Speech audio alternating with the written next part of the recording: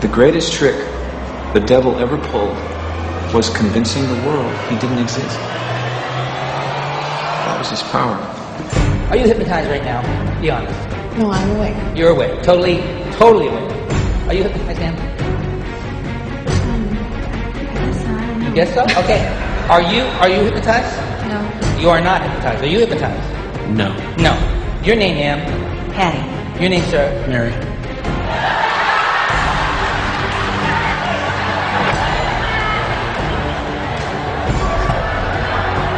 Your name is... Mary.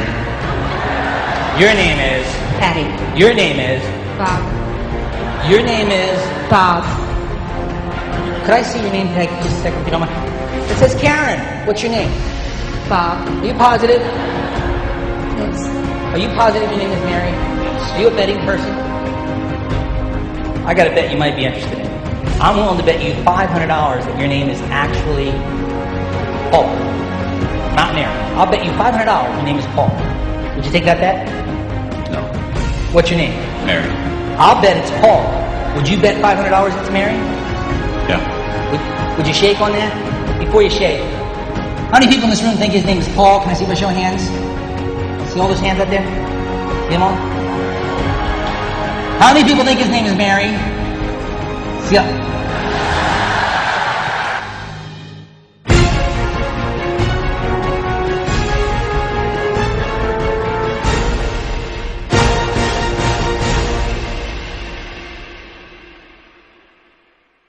واستفزز من استطعت منهم بصوتك وأجلب عليهم بخيلك ورجلك وشاركهم في الأموال والأولاد وعدهم وما يعدهم الشيطان إلا غرورا إن عبادي ليس لك عليهم سلطان وكفى بربك وكيلا. Your brain, the most complex organ in your body, the seat of who we are, what we are, the container for our thoughts and our memories. In short, we are our brains. Our brains are built from many parts that perform different functions. Deep in the centre of the brain is the brainstem. This is the oldest part of the brain and has also been called the reptilian brain. It controls many essential functions such as breathing and heart rate or blood pressure. It's whether we feel hungry or thirsty. It's also the seat of our most fundamental emotions, happiness or sadness, fear and love or hate. They all seem to reside in the brainstem. The occipital lobe contains the visual cortex, and so is concerned mainly with vision.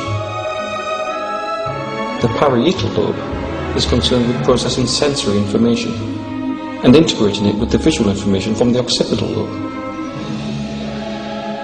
The temporal lobe is the centre for memory and learning. It contains the hippocampus and a number of other regions that are required for us to recognise different objects, faces, sounds and environments. The frontal lobe is probably the most important part of the brain for defining us as who we are. It's where our higher emotions and personality reside, as well as language and social behaviour, lots of the things that we think of as being human. It's our decision-making centre and contains the motor cortex, which controls voluntary movement. At the back of the brain are the two lobes of the cerebellum. This region of the brain is a coordinating centre for movement, allowing us to move multiple sets of muscles in a coordinated fashion so that we can walk and talk, pick things up and put things down. Your brain is made up of billions upon billions of cells called neurons.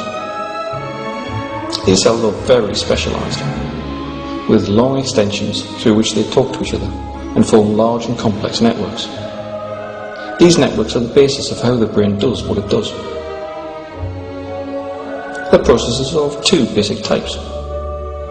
Dendrites receive incoming information from other neurons. Signals pass through the cell body or soma, where, if sufficient information is received, a signal is passed to the other neurons via the axon. This is happening in billions of neurons across the brain 24 hours a day, 7 days a week. It's happening right now while you're watching this. So how do neurons talk to each other? Neurons are usually seen to use electrical signals to communicate. However, the act of passing the signal from one neuron to another is actually a chemical process. This happens at structures called synapses.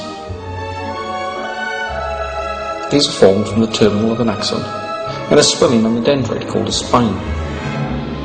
Electrical signals from the axon pass to the dendrite via a chemical messenger called a neurotransmitter.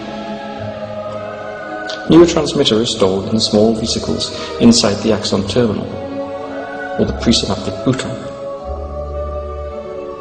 When a signal arrives down the axon, one or more of these vesicles joins with the outer membrane of the bouton and releases its contents into a small gap between the axon and dendrite. This is the synaptic cleft.